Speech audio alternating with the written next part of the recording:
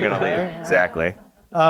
Kelley, switching gears a little bit, we heard in your long stint up here on the stage this morning a little bit about virtual care models, and at Red over the last 4 years being here, we've talked a lot about those, and I think what would be my specific question or thoughts for your comments is around AI specifically, and like what specifically are you doing with AI in that model that many have either tried, adopted, or very interested in doing? So if you could speak to that a little bit, that'd be great.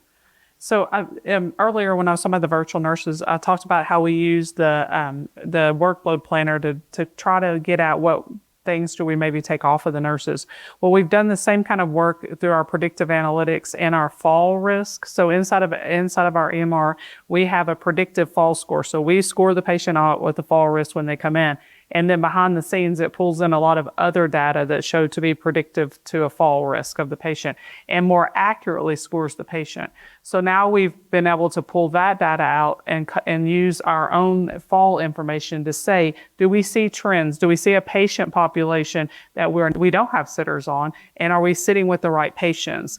And so what we found is not exactly. We might be sitting with patients that are difficult and the staff don't really want to deal with them, or the family's difficult, or they've asked for a sitter so they can go home. But we've really not based it off of that. The real issue is we're trying to solve falls or safety events. So we now have where if a patient is 70 and they're over 100 in a fall score risk, we automatically put a sitter with them. We don't ask, we assign a sitter with them.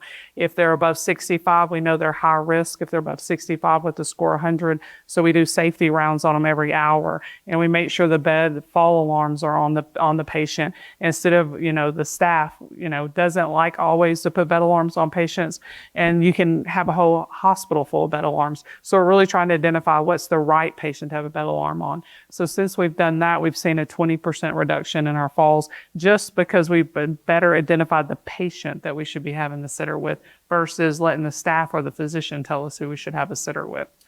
And the data with the AI on top of it is leading is leading it. So it's helping us identify all of that it's bringing forward what we couldn't see inside of all the data. How does the team, the staff that's interacting and being led on the hour, it sounds like, how does that, we saw the question, right? Humans worried about decision making on their jobs. How do they think about it? So it has dashboards, and so you can click into the dashboard and you can see exactly what's making the patient score 100 or higher on their fall risk. So you right away can make the determination, yes, you think that's accurate and they're a really high fall risk, or it's not a black box where you don't know exactly. You can click and it'll tell you what's exactly making up that score. And so they keeps them engaged. It doesn't, but they would tell you if they were sitting here that 99% of the time it's accurate, and it's the patient that we really need to have a sitter with. It's not really over scoring. Where we would find, they would tell you that any nurse would tell you the Morris fall skill over predicts everybody. It just tells you everybody's a high fall risk. If you have an IV, you're gonna be a high fall risk. So if you check into the hospital, you're high fall. It's a risk adverse process. So it's just like that. That would be what it would tell you. So they camera in, make sure all the high risk interventions are done on the patient. A couple other uses, deterioration index is another AI that pulls in a lot of documentation inside the chart to tell us how the patient's doing, and do we see the patient begin to deteriorate, to say, well, we might need to check in. Rapid response might need a round on the patient, see what's going on with the patient. Again, you can hover, it will tell you exactly what's scoring out the patient to tell you why they're deteriorating. And where we've really been able to use it with the virtual nurses is we have small regional hospitals inside of our 12 hospital system that don't have rapid response nurses. So now the virtual nurse can be the rapid response nurse, camera into the room, check in on the patient, get the nurse at the bedside if they need to come into the room to see if there's something that they need to do for the patient, or is it scoring appropriately, but the patient's really not deteriorating. It's really just their baseline. But the biggest success we've had probably with AI, there's no way I can not talk about our discharge project. And I talked about it last year a little bit. So we have a system that helps us identify likely to go home patients. So today it will be telling us who's going to go home tomorrow, who should go home tomorrow by looking inside of all the data. It will tell us that, and it's 85% accurate on identifying patients that will go home, and will go home with no needs. Like, we don't need home health. We don't need to wait on the nursing home for 15 days to actually take the patient. The patient can actually get out of the building. And it will also tell us, well, Dr. Jones hasn't ordered these 4 tests that he normally orders. orders, and we need to go ahead and get those orders today so we can go home tomorrow.